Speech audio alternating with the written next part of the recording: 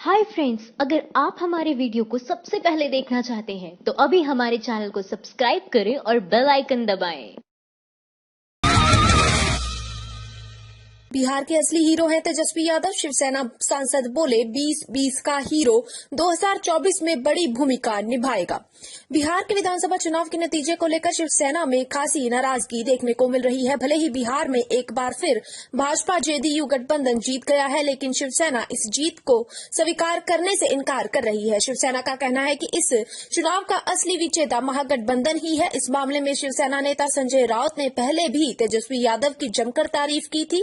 उन्होंने कहा था कि इस चुनाव में man of the match Tejashwi Yadav ही हैं। इसके साथ ही संजय राउत ने यह भी कहा कि 2024 के लोकसभा चुनाव में तेजस्वी यादव महत्वपूर्ण भूमिका निभाएंगे। शिवसेना ने बिहार में तेजस्वी यादव की हार को भी जीत करार दिया है। अब एक बार फिर शिवसेना नेता संजय राउत ने तेजस्वी यादव के पक्ष में बड़ा बयान दे डाला है। उन्होंने मीडिया से बातचीत के दौरान कहा कि अगर एनडीए की सरकार बनती है तो आज भी मेरे मन में सरकार की स्थिरता को लेकर शंका है। बहुत ही कमजोर बहुमत है। तेजस्वी यादव ने जिस तरह से युद्ध को जीत लिया है, ठीक है आंकड़ों में नहीं जीता, लेकिन बिहार की रणभूमि पर युद्ध के असली हीरो तेजस्वी यादव हैं। गौरतलब है कि राजद नेता तेजस्वी यादव ने इस बार बिहार चुनाव में काफी मेहनत की है। उन्होंने राज्य के लोगों का भरोसा भी अभी तक किसी का नतीजा है कि लालू यादव के जेल में होने के बावजूद भी महागठबंधन को 110 सीटों पर जीत हासिल हुई है और राष्ट्रीय जनता दल बिहार की सबसे बड़ी पार्टी बनकर उभरी है। आपको बता दें कि तेजस्वी यादव ने अपने बलबूते नीतीश कुमार को कड़ी टक्कर दी है। इस वजह से जेडीयू तीसरे नंबर पर आ पहुंची है। तेजस्वी यादव ने राज्य के मुख्यमंत्री बनने पर युवाओं को सरकारी नौकरी देने का दावा किया था। कांग्रेस नेता की अपील, जिनका कोरोना से सब कुछ बर्बाद हो गया, इस दिवाली उनकी मदद करें। आज देश भर में दिवाली का त्योहार मनाया जा रहा है। कोरोना महामारी के कारण इस बार देश में दिवाली की उस तरह की धूम देखने को नहीं मिल रही है जैसे हर साल होती है। इस साल कोरोना महामारी की वजह से लोगों के रोजगार पर भी प्रतिकूल प्रभाव पड़ा है। जहां कोरोना महामारी की वजह से लोगों ने अपनी जान खोई, वहीं कोरोना महामारी के दौरान लॉकडाउन की वजह से देश के लाखों लोगों ने यहां अपनी नौकरियां भी खो दी हैं। आज देश आर्थिक मंदी और बेरोजगारी के दौर से गुजर रहा है। दिवाली के मौके पर एक रिपोर्ट सामने आई है जिसमें आरबीआई ने दावा किया है कि इतिहास में पहली बार मोदी सरकार के कार्यकाल में भारत आर्थिक मंदी के दौर में जा पहुंचा है। इस मामले में विपक्ष के कई बड़े नेताओं ने पीएम मोदी को निशाने पर लिया है। इस मामले में कांग्रेस नेता श्रीवास्तव ने कोरोना महामारी के दौरान मरने वाले लोगों को याद करते हुए ट्वीट किया है। उन्होंने लिखा कि इस दीपावली आइए याद करते हैं 1,30,000 भारतीयों को जिन्हें हमने इस भयानक महामारी के दौर में खो दिया है। जब हम दिवाली मना रहे हैं, वहीं दूसरी तरफ वे लोग उस पीड़ा से निकल रहे हैं जिन्होंने जो अपनी परियोजनाओं को खो चुके हैं और जिन्होंने अपनी आजीविका खो दी है। आइए उनके जीवन को फिर से रोशन करने में मदद करने की प्रतिज्ञा करें। इससे पहले भी कई बड़े नेता, सामाजिक संगठन देश में मजदूरों और गरीब वर्गों के लोगों की मदद के लिए सामने आए हैं जो मोदी सरकार की वजह से अपने रोजगार गंवा चुके हैं। इससे पहले कांग्रेस नेता अजय कुमार लल्लू ने भी यह सवाल उठाए थे कि जब लोगों की जेब में पैसा नहीं होगा तो वे दिवाली कैसे मना पाएंगे। देश में नौजवान, किसान, बुनकर और मजदूर रोजी रोटी के लिए तरस रहे हैं। दिवाली पर मोदी सरकार ने लोगों को दिया महंगाई का तोहफा। खुदरा महंगाई 7.61% पर आ पहुंची। देश भर में कोरोना महामारी के बीच त्योहारों की धूम चल रही है। इस बीच कल रिजर्व बैंक ऑफ इंडिया ने रिपोर्ट जारी की है जिसके मुताबिक भारत इतिहास में पहली बार वित्तीय वर्ष 2020-21 में आर्थिक मंदी का सामना कर रहा है, जिसने मोदी सरकार के विकास के खोखले दावों की पोल खोल दी है। कोरोना महामारी के दौरान लगे लॉकडाउन में देश की अर्थव्यवस्था लगातार गिरती जा रही है, जिस पर विपक्षी नेताओं ने कई बार चिंता जाहिर की है।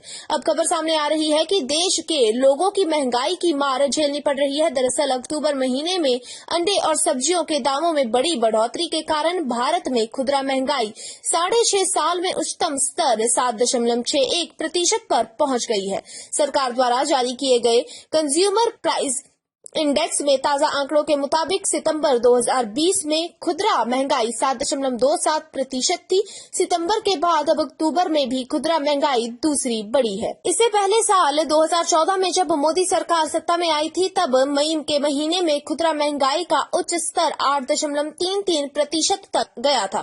देश में अर्थशास्त्री देवेंद्र कुमार पंत का कहना है कि कोरोना महामारी की वजह से कुछ क्षेत्रों में महंगाई बढ़ी है। आने वाले कुछ महीनों तक इतने कम होने की बिल्कुल भी उम्मीद नहीं की जा सकती है। इससे पहले मोदी सरकार प्याज के बढ़ रहे दामों को लेकर भी जनता के निशाने पर आ चुकी है। बताया जा रहा है कि महंगाई में बढ़ोतरी के मुख्य रूप में खाद्य पदार्थों की बढ़ती कीमत के कारण हुई है। आंकड़ों के मुताबिक अक्टूबर 2020 में सालाना आधार पर सब्जियों के दाम 22.51% बढ़ गए हैं, जिसकी सीधी नुकसान गरीब वर्ग के लोगों को हो रहा है, क्योंकि अब लोग मोदी सरकार के राज्य में त्योहार भी नहीं मना पा रहे हैं। तेजस्वी के बाद अखिल यादव ने बिहार चुनाव पर उठाए सवाल। बोले, बेईमानी करके भाजपा ने सरकार बनाई है। विधानसभा चुनाव में हाल ही में घोषित किए गए नतीजों पर विपक्षी दलों ने एनडीए पर धांधली का आरोप लगाया है। महागठबंधन की हार के बाद राजद नेता तेजस्वी यादव ने एक बैठक में कहा कि नीतीश सरकार ने चोर दरवाजे से एंट्री ली है, क्योंकि जनता का फैसला तो महागठबंधन के हक में ही था। इस मामले में अब उत्तर प्रदेश के पूर्व मुख्यमंत्री और सपा अध्यक्ष अखिलेश यादव ने भी भाजपा पर गंभीर आरोप लगाए हैं। उन्होंने कहा कि बिहार और उत्तर प्रदेश में भाजपा ने बेईमानी से जीत हासिल की है। दरअसल बिहार में विधानसभा चुनाव के दौरान उत्तर प्रदेश की कुछ सीटों पर उपचुनाव भी हुए थे। इस मामले में अखिलेश यादव ने पूर्व एमएलसी मुलायम सिंह यादव के निधन पर शोक संवेदना व्यक्त करते हुए दिब्यारपुर क्षेत्र में गांव कढोरे का पूर्वा में कहा कि इस उपचुनाव में हारे नहीं है, मेरी एक सीट मुझे मिल गई है। अखिलेश यादव का कहना है कि भाजपा ने सरकारी मशीनरी के साथ छेड़छाड़ कर यह जीत हासिल की है। उत्तर प्रदेश के उपचुनाव में अधिकारियों को सीधे तौर पर भाजपा के लिए वोट मांगा। प्रदेश के प्रशासनिक अधिकारी भाजपा के एजेंट बनकर पार्टी के लिए काम कर रहे थे। उन्होंने कहा, भाजपा उम्मीदवारों को जिताने का दबाव बनाया, वहीं बिहार में भी जनता से महागठबंधन के पक्ष में ही अपना विश्वास दिखाया। उन्नाव में पत्रकार की हत्या, सपा नेता बोले, अब कहां गए अभिव्यक्ति की स्वतंत्रता। असम में वरिष्ठ पत्रकार पराग भुइया की मौत में राज्य में राजनीति को गरमारा दिया है। कांग्रेस ने आरोप लगाए हैं कि पत्रकार का एक्सीडेंट हादसा नहीं बल्कि साजिश है, क्योंकि वह भाजपा के कुछ नेताओं के भ्रष्टाचार को उजागर करने की कोशिश कर रहे थे। कांग्रेस ने इस मामले में पुलिस और सरकार पर सवाल उठाए हैं। इसी बीच भाजपा शासित उत्तर प्रदेश से भी एक पत्रकार की मौत की खबर सामने आई है। उत्तर प्रदेश के उन्नाव में पत्रकार सूरज पांडे की मौत संदिग्ध परिस्थितियों में हुई है, जिसका शव रेलवे लाइन के पास से बरामद किया गया है। रेलवे लाइन पर शव बरामद होने के बाद पूरे इलाके में सनसनी मच गई है। पत्रकार सूरज पांडे की मां लक्ष्मी देवी ने इस मामले में एफआईआर दर्ज करवाई है। सूरज की मां का आरोप है कि महिला दुरोग सुनीता चौरसिया, सिपाही अमर सिंह सहित कुछ अन्य लोगों ने सूरज को धमकाया था। उन्होंने ही उसके खिलाफ साजिश रच हत्या की है। सूरज की मां का कहना है कि उनके पुत्र की दोस्ती पत्रकारिता के दौरान महिला दुर्गा सुनीता चौरसिया के साथ हुई थी।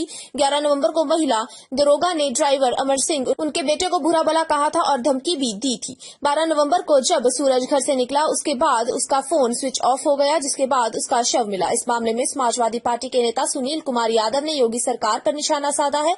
उन्होंने ट्वीट कर लिखा कि उन्नाव में पत्रकार सूरज पांडे की हत्या कर दी गई। पुलिस वाले मामले में आरोपी हैं। योगी सरकार में सच लिखने या बोलने वाले या तो जेल में है या उनकी जान ले ली जाती है। अभिव्यक्ति की स्वतंत्रता पर लंबी टिप्पणी करने वाली उम्मीद है कि इस बर्बर घटना का भी संज्ञान लेंगे। #पत्रकार बचाओ। अगर आप रोज ऐसी न्यूज अपने मोबाइल पर देखना चाहते हैं तो हमारे चैनल को लाइक और सब्सक्राइब जरूर करें और इस वीडियो को शेयर करना ना भूलें।